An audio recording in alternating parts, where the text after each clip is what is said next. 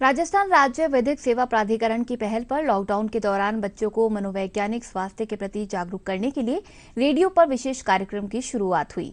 इस कार्यक्रम में बच्चों को विधिक अधिकारों की जानकारी दी गई। कार्यक्रम में बच्चे अपनी कहानी और कविताएं भी रिकॉर्ड करवा सकेंगे।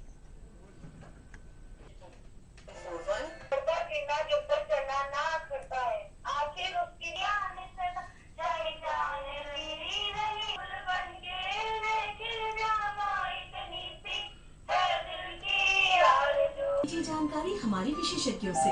हमारे फोन नंबर है, पॉइंट्स दे दिए। बात करेंगे कानूनी सलाह की, जानिए बच्चों के अधिकार। ये है बच्चों का संसार, बालवाणी। राजस्थान राज्य विधिक सेवा प्राधिकरण, इस विभाग से अशोक जैन साहब जो इसके मेंबर सेक्रेटरी हैं, उन्होंने आकाशवाणी को ये सुझाव दिया कि क्यों ना इस लॉकडाउन पीरियड में बच्चों के लिए भी कुछ खास किया जाए। और आकाशवाणी तत्पर रहता है कि कुछ ऐसे प्रोडक्शंस किए जाएं, और बच्चे तो फिर हमारा संसार है, और बच्चों के लिए हम कुछ कर पाएँ तो ये पब्लिक ब्रॉडकास्टर के लिए सबसे खुशी का विषय होता है। बच्चे चुलबुल होते हैं, बच्चों की कल्पना शक्ति बहुत अच्छी होती है। तो बालवाड़ी कार्यक्रम का मकसद सिर्फ ये है कि न केवल बच्चों को इस बात का ज्ञान दिलाया जाए कि उन्हें किन किन सावधानियों को ध्यान में रखना चाहिए, कौन कौन से ऐसे कानून हैं जो उनको बचा सकते हैं, उनकी सुरक्षा कर सकते हैं, और कौन सी ऐसी बातें हैं जो बच्चों को इस उम्र में जाननी और पहचाननी है। और हाँ, चूँकि हमारे बच्चे हुनरबाज हैं, कलाबाज हैं, तो हम बच्चों की रोचक प्रस्तुतियाँ भी इस कार्यक्रम के माध्यम से प्रसारित करेंगे। हम आप सभी से निवेदन करते हैं कि आप अपने बच्चों को बालवाणी कार्यक्रम ज़रूर सुनाएं। इसका आरंभ आज से हो रहा है। 3 जून का दिन है आज, और शाम 5 बजे आप इस प्रोग्राम को देखें और सुनें। राज्यपाल कलराज मिश्र ने कहा कि राज्यपाल राहत कोष उन लोगों की मदद करने में सक्षम है जिनको कहीं से सहायता नहीं मिल पाती है। राज्यपाल राहत कोष की समीक्षा बैठक को संबोधित करते हुए राज्यपाल ने कहा कि कोष के उद्देश्यों को विस्तारित करने की आवश्यकता है, जिससे लोगों की मदद करने का दायरा बढ़ेगा। इस दौरान उन्होंने वीडियो कॉन्फ्रेंस में शामिल सदस्यों से राज्यपाल राहत कोष में राशि दान किए जाने की अपील की। जयपुर के जवाहर कला केंद्र में arts of Indian tribes virtual exhibition की आज से शुरुआत हुई। नई दिल्ली के क्राफ्ट एंड कम्युनिटी फाउंडेशन के सहयोग से आयोजित ये एग्जीबिशन 15 जून तक प्रदर्शित की जाएगी। जवाहर कला केंद्र की महानिदेशक किरण सोनी गुप्ता ने बताया कि इस एग्जीबिशन में 10 कलाकारों की 35 कलाकृतियों को प्रदर्शित किया जा रहा है।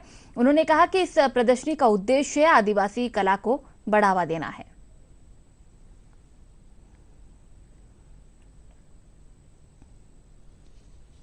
जवाहर कला केंद्र ने पहली बार कोविड टाइम्स में अपने कंफर्ट जोन से बाहर जाकर एक इनोवेटिव एक्सपेरिमेंट करके हमने वर्चुअल गैलरी की शुरुआत की है। वैसे तो हमारा प्रोग्राम्स के लिए ऑनलाइन प्लेटफॉर्म 14 मई से चल रहा है, जो लगातार visual arts, theatre, art talks को प्रमोट कर रहा है। ये एक स्पेशल एग्जीबिशन है, the arts of tribes in India, और इसमें हमारे 10 पार्टिसिपेटिंग आर्टिस्ट हैं और 40 आर्टवर्क्स हमने दर्शाए हुए हैं। और हम ये craft and community development foundation है दिल्ली में, जिनके सहयोग से हमने ये आर्टवर्क्स की ये एग्जीबिशन वर्चुअल गैलरी में कर रहे हैं।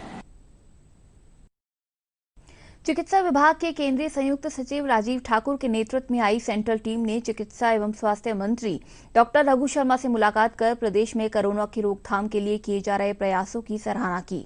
इस मौके पर चिकित्सा मंत्री के केंद्रीय दल को कोरोना की रोकथाम के लिए किए गए प्रयासों की विस्तार से जानकारी दी। चिकित्सा मंत्री ने बताया कि स्वास्थ्य के आधारभूत ढांचे को सुदृढ़ करने के लिए व्यापक कार्रवाई की जा रही है। एलडीसी 2018 के अभ्यर्थियों को 14 जुलाई तक नियुक्ति के आदेश जारी कर दिए जाएंगे। इस भर्ती के तहत शिक्षा विभाग को 5,545 नॉन टीएसपी वर्ग में और 422 टीएसपी में कनिष्ठ लिपिक के पद भरने हैं। शिक्षा मंत्री गोविंद सिंह डोटासरा ने बताया कि इसके लिए जिला आवंटन और विद्यालय में पदस्थापना की काउंसलिंग प्रक्रिया का टाइम टेबल निर्धारित कर दिया गया है। उन्होंने बताया कि अभ्यर्थियों से 3 से लेकर 12 जून तक जिला आवंटन के प्रस्ताव मांगे गए हैं। कनिष्ठ सहायक भर्ती 2018, जिसके तहत शिक्षा विभाग को 5545 नॉन टीएसपी में और 422 टीएसपी में कनिष्ठ लिपिक लेने हैं। उनके जिला आवंटन एवं विद्यालयों में पद स्थापन की जो काउंसलिंग की प्रक्रिया है उसका टाइम टेबल निर्धारित कर दिया गया है। 3 जून से लेकर के 12 जून तक इनको जिला आवंटन के प्रस्ताव इनसे मांगे गए हैं। तत्पश्चात जिलों को ये फार्म दे करके और वहाँ पर विद्यालय आवंटन की प्रक्रिया की जाएगी, जो 14 जुलाई तक प्रक्रिया पूर्ण करने के टाइम टेबल जारी किया गया है। 14 जुलाई को इन कनिष्ठ लिपिकों को शिक्षा विभाग आगामी विद्यालय में नियुक्ति आदेश दे देगा, जिस विद्यालय में उसको ज्वाइन करना। केंद्रीय मंत्री अर्जुन राम मेघवाल ने कहा कि बीकानेर उर्वरक हब के रूप में सामने आ रहा है। आज बीकानेर में पत्रकारों को संबोधित करते हुए उन्होंने कहा कि यहाँ पोटाश, सोडियम और लिथियम के प्रचुर भंडार हैं और इस क्षेत्र में कार्य करने के लिए बड़ी कंपनियां भी रुचि दिखा रही हैं। 1 साल के इस कालखंड में तो बीकानेर को दुरंतो मिली, ये एक महत्वपूर्ण उपलब्धि मैं रेल के लिए कह सकता हूं, और उपलब्धियां भी है रेल की, लेकिन ये महत्वपूर्ण उपलब्धि कह सकता हूं। दूसरी, मैं रोजगार बढ़ाने के लिए मैं लगा हुआ था, उस उपलब्धि में पोटाश का मिलना 70 के दशक से ही है, लेकिन पोटाश का एक्सप्लोरेशन टेक्निकल जो हमारे लेटेस्ट जो टेक्नोलॉजी है उसके माध्यम से होना, ये दूसरा विषय है। श्री डूंगरगढ़ के पास एक लखासर जगह है जहाँ ये तय हो गया कि आने वाले समय में कोई न कोई फर्टिलाइजर का कारखाना लगेगा। एक हनुमानगढ़ के पास सतीपुरा है जहाँ पर भी कई कंपनियां आने लग गई है। चिकित्सा एवं स्वास्थ्य मंत्री डॉक्टर रघु शर्मा ने कहा कि प्रदेश में अब तक 9,475 कोरोना के मामले सामने आए हैं, जिनमें से 6,506 मरीज ठीक भी हो चुके हैं। उन्होंने कहा कि प्रदेश में कोरोना की रिकवरी रेट 68.66% है, जो कि देश के किसी भी राज्य की नहीं है। चिकित्सा मंत्री ने कहा कि प्रदेश में महामारी की स्थिति नियंत्रण में है और लोगों को कोरोना वायरस के प्रति लगातार जागरूक भी किया जा रहा है। प्रदेश में आज 102 नए कोरोना संक्रमित मिले हैं। आज सामने आए मरीजों में जयपुर से 28, भरतपुर से 18, अलवर और नागौर से 13-13, झालावाड़ से 10, राजसमंद, सिरोही 12 और डूंगरपुर से 3-3, करौली से 2, धौलपुर और चूरू से 1-1 मरीज सामने आए हैं। अब आप देख सकते हैं कि राजस्थान में आज दिनांक तक टोटल पॉजिटिव केसेस 9,475 हुए। हमारे उसमें से ठीक हो गए 6,506। रिकवरी रेट 68.66% है हमारा। ये रिकवरी रेट कंट्री में किसी भी राज्य का नहीं है।